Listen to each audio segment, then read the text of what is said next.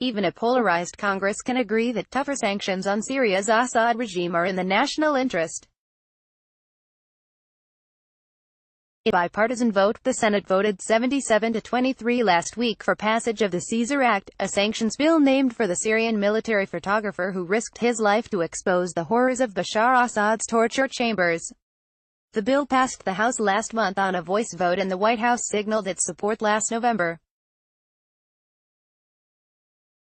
The Caesar Act may not reach the president's desk for several weeks, however, since the two chambers continue to disagree about whether to pass the bill on its own, or attach to legislation related to Israel.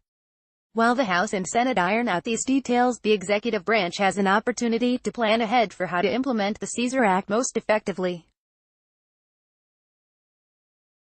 One key to the Act's success will be for the administration to send a clear message to regional allies, especially in the Gulf, that, even if U.S. troops withdraw from Syria, no one has a green light to bankroll Assad's reconstruction plans. Within days of President Trump, Donald John Trump Schultz once say if he will sell all Starbucks shares if he becomes president. Sarah Sanders cites El Chapo in push for border security. Pence rips Omar's inadequate apology for tweets criticized as anti-Semitic. Moore's unexpected announcement that U.S. troops would be coming home from Syria. The United Arab Emirates reopened its embassy in Damascus, which had been closed since the outbreak of war in 2011. The Emirati Foreign Ministry explained that the move underscores the UAE government's keenness to restore relations between the two brotherly countries to their normal course. The next day, Bahrain's foreign ministry said its embassy in Damascus was open for business. The UAE also made an unexpected show of contempt for U.S. sanctions. In late January, it hosted a Syrian trade delegation led by Mohammed Hamsho, a businessman and close ally of Assad who has been on the U.S. sanctions list since 2011. Hamsho earned his fortune through his connection to regime insiders, a senior Treasury official explained. The sanctions we are applying to Hamsho and his company are the direct consequence of his actions. Well before the White House announced that U.S. troops were coming home, there were signs that the UAE was pursuing reconciliation with Assad. Last August, a leading Emirati investor reportedly met with Syrian regime officials to discuss investment in the Marota City project, the centerpiece of the regime's reconstruction plans.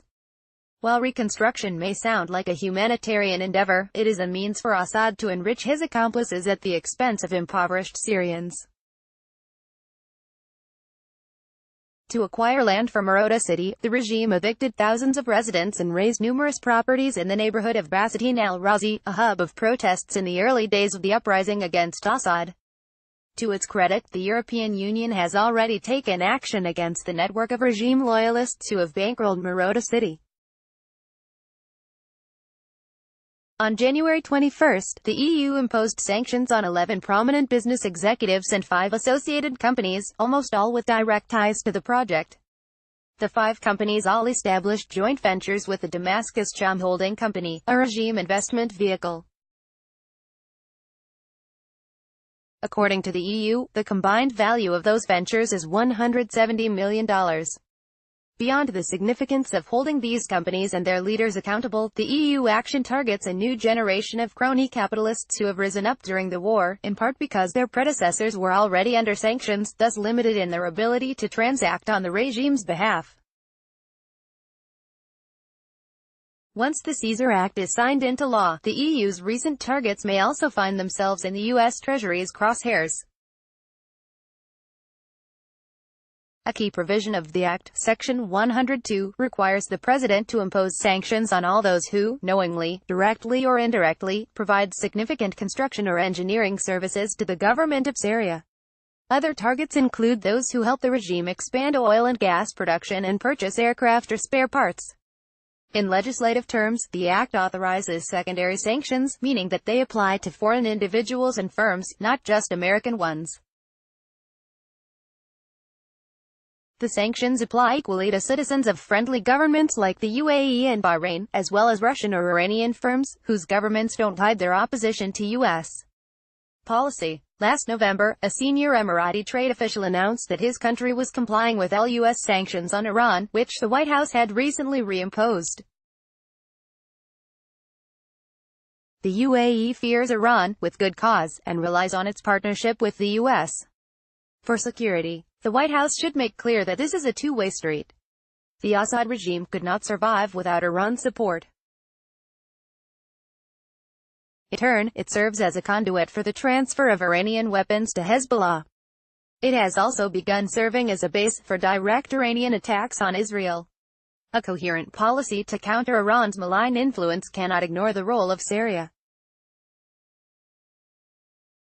Turning up the pressure on Assad is both a strategic necessity and a moral imperative. David Adesnik is Director of Research and a Syria analyst at the Foundation for Defense of Democracies, a Washington-based, nonpartisan research institute focusing on national security and foreign policy. Follow him on Twitter @Adesnik.